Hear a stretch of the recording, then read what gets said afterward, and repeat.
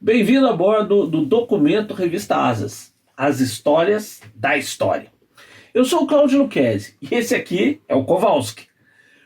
Pode um único navio decidir uma batalha sem sequer participar dela? Conheça nesse vídeo um dos maiores exemplos de capacidade de dissuasão da história militar. E também uma das piores derrotas de toda a história da Marinha Real. Uma batalha terrível num dos mares mais hostis do planeta. Quer descobrir esse episódio marcante da Segunda Guerra? Então, né, Kowalski? Vem comigo!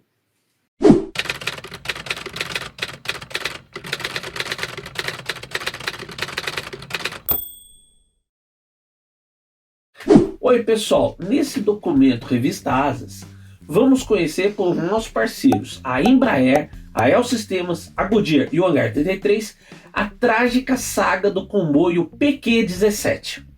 Mas antes, já dá aí o seu joinha nesse vídeo e se inscreve no canal, perfeito? Feito isso? Então, senta que lá vem história e das boas.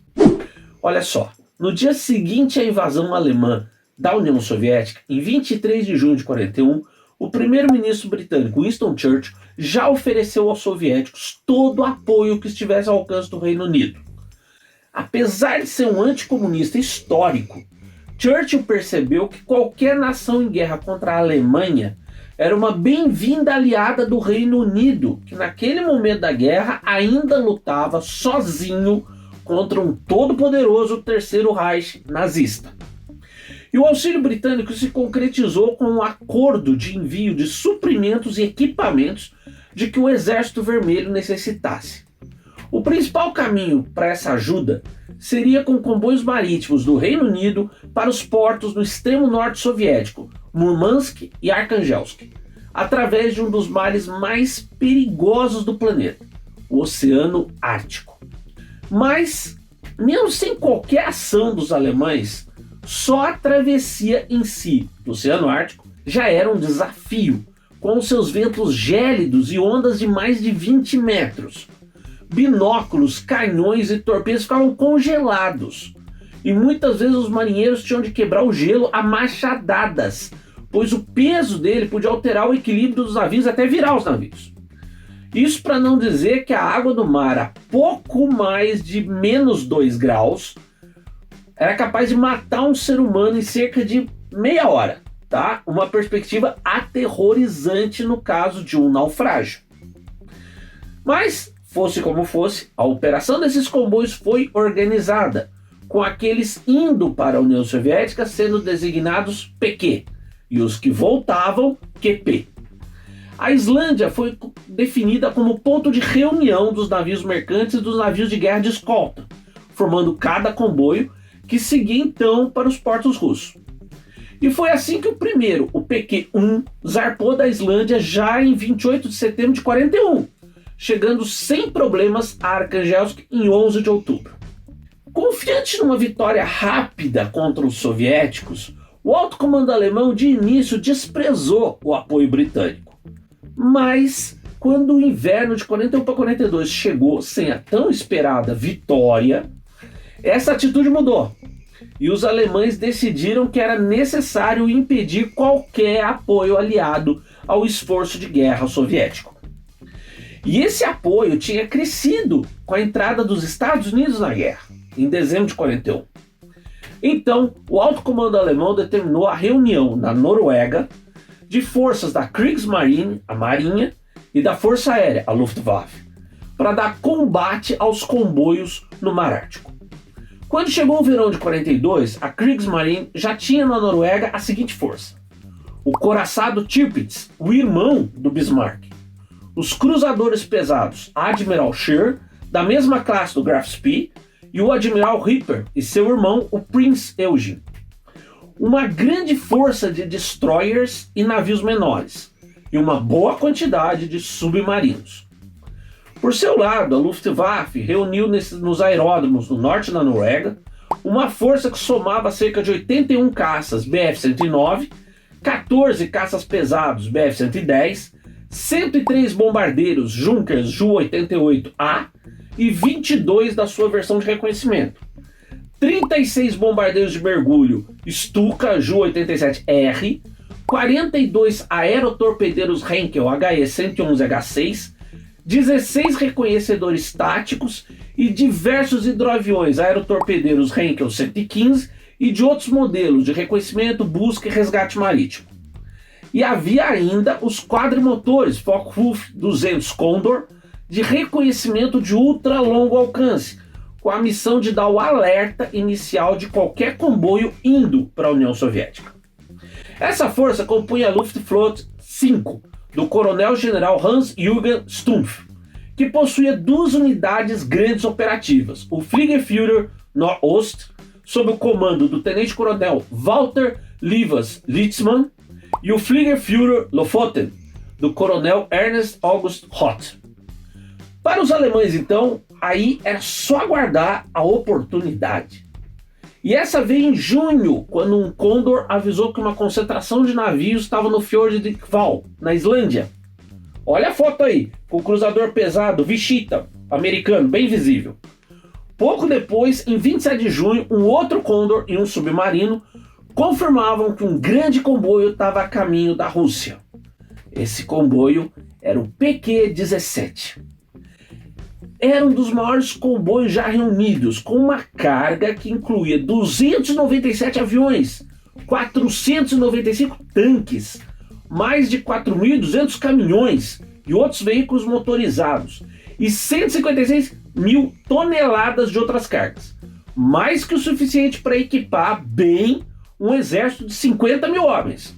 Eram 35 navios mercantes, 23 norte-americanos, 8 britânicos, 2 soviéticos, um panamenho e um holandês. E a escolta inicial era composta pelos cruzadores britânicos London e Norfolk e os norte-americanos Tuscaloosa e Wichita, mais 3 destroyers. A esses iam se unir em 30 de junho outros 6 destroyers, 4 corvetas, 2 submarinos e 2 navios especiais de artilharia antiaérea, o Palomares e o Pozarica. No comando dessa escolta estava o vice-almirante britânico Sir Lewis Hamilton. E não era só, hein? Seguindo afastado do comboio, que agora tinha 32 mercantes, porque 3 tinham tido que retornar, estava um grupo de batalha naval poderoso com 2 coraçados, o britânico Duke of York e o norte-americano Washington, o porta-aviões Victorious, 2 cruzadores e 14 destroyers. Esse grupo era a escolta à distância e estava sob as ordens do almirante Sir John Tovey, o homem que tinha liderado a caçada ao Bismarck. Mas nada disso diminuía a apreensão no almirantado britânico. Era a primeira vez que navios de guerra dos Estados Unidos navegavam sob comando britânico da Marinha Real. E os aliados já sabiam das forças alemãs reunidas na Noruega. Rolava aquela ansiedade que em operações militares é um convite a um excesso de cautela, que não é exatamente uma coisa boa numa operação militar, tá? Enquanto isso, o PQ-17 seguia. Em 1º de julho, um Blommenvoss BV-138 confirmou o comboio um pouco a leste de Van Mayen, uma ilhota desértica a 600 km a nordeste da Islândia. Enfim, o PQ-17 estava já ao alcance da Luftwaffe. O coronel Hoth não perdeu tempo e, com o comboio a 800 km das bases da Luftwaffe, ordenou o primeiro ataque em 2 de julho. 7 Heinkel 115 chegaram no comboio pouco depois das 18h30, mas enfrentaram um forte fogo antiaéreo. Um Heinkel foi abatido e o comboio prosseguiu ileso, sem nenhum navio ser atingido. Os Heinkel voltaram a tentar nas primeiras horas do dia 4 e dessa vez acertaram um cargueiro norte-americano que teve de ser abandonado. Com o comboio mais próximo, o coronel Walter Livas Litzmann preparou um ataque aéreo de grande porte, ainda para aquele dia 4. Meticulosos, os alemães planejaram um ataque em 2 ondas. A primeira com 27 Junkers 88 atacando com bombas e servindo para atrair a artilharia antiaérea dos navios. Com essa distraída pelos Junkers, viria a segunda onda, com 26 Heinkel 111 aerotorpedeiros, voando bem baixo para jogar os torpedos. O horário do ataque devia ser por volta das 20 horas. Mas uma coisa são planos, outra é a vida real. Com o tempo ruim, os Ju-88 perderam contato com os Heinkel 111 e fizeram seu ataque aos navios sem saber onde estavam os aerotorpedeiros. Nenhuma bomba acertou qualquer navio, mas muito pior. Os Heinkel 111 só chegaram no comboio cerca de 1 hora depois que o último Ju-88 já tinha ido embora. E ao contrário da artilharia antiaérea estar distraída com os Junkers, ela estava totalmente alerta e fez um verdadeiro muro de fogo contra os Heinkel 111. Esse impressionante trabalho do artista Murilo Martins, feito para Asas, mostra exatamente esse ataque. E nessa foto do ataque real, dá para ver o quanto voaram baixo os Heinkel para lançar os torpedos. Mas o fato é que, diante do muro de fogo dos navios, a maioria dos Heinkel lançou seus torpedos ainda muito longe e saiu fora. Dos poucos que insistiram, 4 foram abatidos. E tudo isso para um único navio ser afundado, o mercante Navarino. Um torpedo também atingiu o petroleiro soviético Azerbaijão, que se incendiou. Mas a tripulação do capitão Izotov se manteve no navio, heróicos, e acabaram controlando o incêndio, o que parece incrível olhando essa foto do Azerbaijão em chamas. E o navio foi salvo como boa parte de sua carga e prosseguiu. Pelo seu lado, a Kriegsmarine tinha seu plano próprio de ataque ao PQ-17, que não tinha praticamente nenhuma coordenação com a Luftwaffe. Aliás, uma falha que perseguiu a Alemanha em toda a Batalha do Atlântico, para dizer o mínimo. Mas era ambicioso, um ataque conjunto de todos os grandes navios, incluindo o couraçado Tirpitz, ou seja, exatamente o que mais temia o almirantado britânico. Em 3 de julho, o Admiral Ripper e o Tirpitz se juntaram ao Admiral Scheer e 7 destroyers no fiord de Alten. E essa movimentação foi detectada pela inteligência britânica. E eu não falei de excesso de cautela? Vamos somar também hesitação. A escolta da Marinha Real tinha 2 couraçados, mas o Bismarck, junto com apenas um cruzador pesado, tinha enfrentado 2 couraçados. E o resultado, você sabe, foi um deles, o Hood, quase um navio símbolo da Marinha Real, explodir e afundar, levando junto quase todos os seus tripulantes. Agora, o Tirpitz, o irmão do Bismarck, estava no mar e com um grupo de batalha muito maior. E o comando britânico tinha sob suas ordens navios de guerra do precioso aliado dos Estados Unidos. Como os norte-americanos iam reagir se um de seus navios de guerra sob comando da Marinha Real fosse afundado?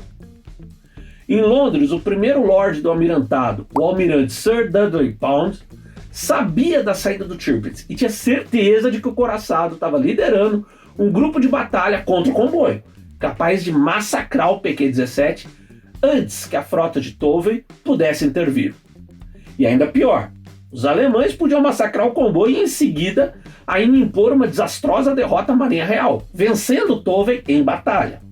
Pound reuniu seus oficiais no dia 4, pediu opiniões e ouviu de um dos homens que o comboio podia ser dispersado, o que deixava os mercantes sem escolta, cada um por si, mas anulava um ataque concentrado da frota alemã. Sir Dudley Pound tomou a decisão. Foi dada a ordem para que o PQ-17 se dispersasse e suas escoltas retornassem. Uma das mais controversas ordens de toda a história da guerra no mar, provocada em grande parte pelo temor de um único navio. Às 21 horas e 11 minutos do mesmo dia, a escolta do comboio mudou seu rumo e começou a se afastar.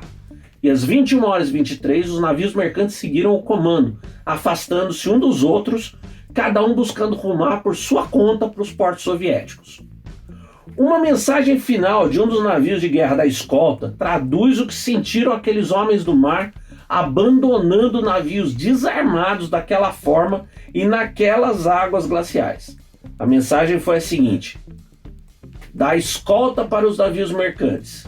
Desculpem por deixá-los dessa forma. Boa sorte. Esse é um trabalho maldito. Mas qual o perigo real do grupo do Tirpitz para o PQ-17? A força alemã de fato tinha partido para o alto mar ao meio-dia do dia 5 de julho. Mas já em mar aberto, ela tinha cruzado com a linha de patrulha do submarino soviético K-21, que identificou o Tirpitz e lançou torpedos contra o couraçado. Apesar desse ataque ter falhado, o K-21 informou a posição da frota alemã, e essa transmissão foi captada pelos alemães. O comando da Kriegsmarine assumiu que o ataque tinha perdido o fator surpresa. E pior, que a Marinha Real poderia mover as suas forças para apanhar os alemães numa emboscada. Mas ao mesmo tempo, o reconhecimento da Luftwaffe informou que o comboio estava se dispersando. Diante de tudo isso, o comando alemão deu ordem, às 21h30 do dia 5, para que o Tirpitz e seu grupo retornassem a Alten. Em Londres, a inteligência decodificou as ordens da Kriegsmarine aos seus navios. Ainda naquela noite, o almirante Pound ficou sabendo que o Tirpitz retornara ao porto. Mas aí era tarde, a sorte dos navios do PQ-17 já estava selada. Sem qualquer escolta, estavam à mercê dos bombardeiros e dos submarinos alemães. E os ataques começaram por volta das 8h30 ainda do dia 5, com os Ju-88 e uma verdadeira alcateia de submarinos. E ao fim daquele dia a tragédia já era clara. Nada menos que 7 navios tinham sido afundados pelos submarinos e outros 7 pelos Junkers. Olha essa foto de um cargueiro afundando feita por um dos bombardeiros. E o massacre continuou no dia seguinte, com mais um navio afundado pelos Ju-88 e 4 pelos submarinos, sendo 3 vítimas do mesmo Bolt, o U-255. Nessa foto agora, o comandante dele, Reinhard Hesch, e o mais à direita, comemora essas vitórias com outros capitães dos submarinos que atacaram o comboio.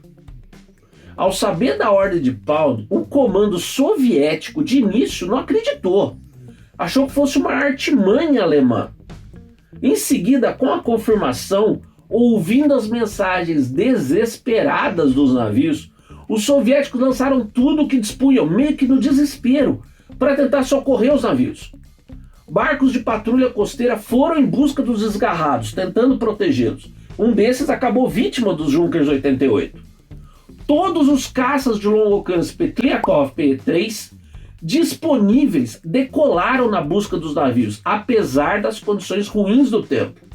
Não conseguiram fazer contato e 2 P-3, no limite do combustível, se perderam no mar. Os Junkers ainda atingiriam mais 3 navios, mas sem conseguir afundá-los. Ao fim do dia 6, dos 30 navios que tinham se dispersado no dia 4, só 11 ainda navegavam. Antes que a tragédia acabasse, outros 2 navios seriam afundados, os últimos no dia 9. Com esses, no total, 153 marinheiros de navios mercantes do PQ-17 perderam a vida nos ataques e nas águas glaciais do Ártico. E também foram afundados 2 destroyers soviéticos, dos diversos que tinham ido em socorro dos mercantes. Terminava assim um dos maiores massacres da guerra naval. Não apenas uma derrota, mas um dos mais vergonhosos episódios da história da orgulhosa Marinha Real. O abandono de 30 navios mercantes e suas tripulações à ação livre do inimigo. E no fim, o que tanto se temia em Londres aconteceu mesmo, pelo outro motivo. A decisão terrível de Pound e o que dela resultou gerou uma crise entre Washington e Londres. E o almirante King, chefe das operações navais dos Estados Unidos, chegou a pensar em cancelar novas operações navais conjuntas com a Marinha Real. Só muita diplomacia, enfim, acalmou o clima entre os aliados. Para os alemães, uma vitória sem questionamento. A Luftwaffe perdeu apenas 10 aeronaves. Nem um único submarino foi perdido. E os comboios para a Rússia ficaram paralisados por mais de um mês. Um grande drama da guerra no mar e no ar. E uma valiosa lição. E você assistiu aqui com a gente no canal da Revista Asas. Não deixe de dar a sua curtida, se inscrever, fazer seus comentários e sugestões. E passa também na nossa loja. Assine Asas e receba no conforto e segurança da sua casa. E aproveite as ofertas da loja online da Hangar 33. Abraço e até a próxima.